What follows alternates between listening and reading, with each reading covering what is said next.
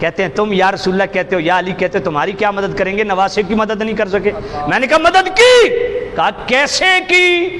میں نے کہا تمہارا ایک مارا جائے 10 سنبھالنے والے تو سیدھا نہیں کھڑا ہو سکتا، اور جس حسین نے 71 لاشیں اپنے کندھے پہ اٹھائے، کسی مقام پہ میرا حسین ڈولا کیوں؟ پشت حسین پہ دست رسول تھا۔ میرے نبی خود کربلا میں موجود تھے، ڈھارس بنا رہے تھے، واہ حسین، شابہ حسین آگے بڑھ۔ میرے نبی خود کربلا میں موجود تھے۔ خصائص الکبریٰ امام جلال الدین سیوطی 911 ہجری سنہ وفات ہے، جنہوں نے 70 سے زیادہ مرتبہ جاگتے حضور کا دیدار کیا، انہوں نے اس روایت کو لکھا مسند احمد کے اندر۔ امام بخاری کے استاد امام احمد بن حنبل جن کو 8 لاکھ حدیثیں سندن متن حفظ ہیں، انہوں نے مسند احمد کے اندر اس حدیث کو لکھا۔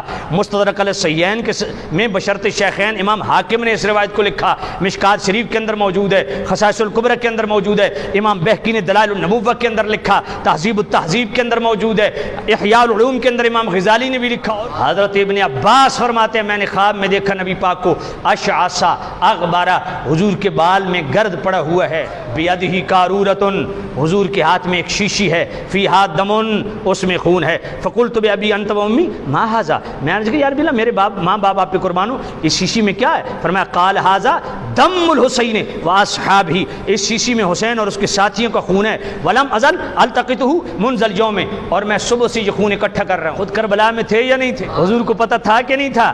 جامع الترمذی، مشکات شریف، مستدرک علی الصحیحین، البدایہ والنہایہ، سب میں یہ حدیث موجود۔ حضرت سلمہ فرماتی ہیں میں ام المومنین ام سلمہ کے پاس گئی، آپ رو رہی تھی، میں نے کہا کیوں رو رہی ہیں؟ کہا میں نے ابھی حضور کو خواب میں دیکھا، رأیت رسول اللہ صلی اللہ علیہ وسلم فی المنام یبکی، میں نے حضور کو خواب میں روتے دیکھا۔ فقلت ما لک یا رسول اللہ، یا نبی اللہ یہ کیا معاملہ ہے کیا؟ حضور نے فرمایا قال شہدت قتل الحسین آنفا، میں حسین کی قتل گاہ سے ابھی ہو کے آ رہا ہوں۔ میرے مصطفیٰ خود کربلا میں موجود تھے، حوصلہ بڑھانے کے لیے تھے، تائید کرنے کے لیے تھے۔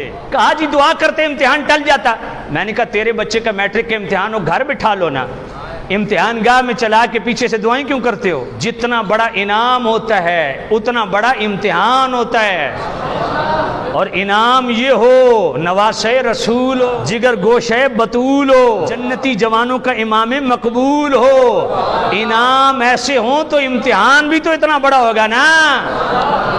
سلطان محمود غزنوی جو بھی چیز کھاتا پیتا ہے نا پہلے اپنے ایاز وزیر کو کھلاتا پلاتا ہے۔ ایک دن کھکھڑی آئی، ایک کانچ کاٹی وزیر کو دی، وزیر کھا گیا، دوسری کانچ ٹکڑا کاٹا کھایا تھوک دیا، ایاز یہ تو کڑوا تھا تو کھا گیا؟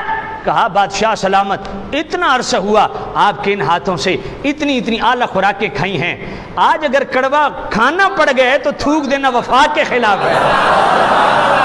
حسین میرے نبی کے کندھوں پہ سواریاں کرے، سیدہ زہرا کی گود میں پلے، مولا علی کے کندھوں پہ سواریاں کرے، جنتی جوانوں کا سردار ہو، یہاں پیچھے ہٹنا وفا کے خلاف ہے۔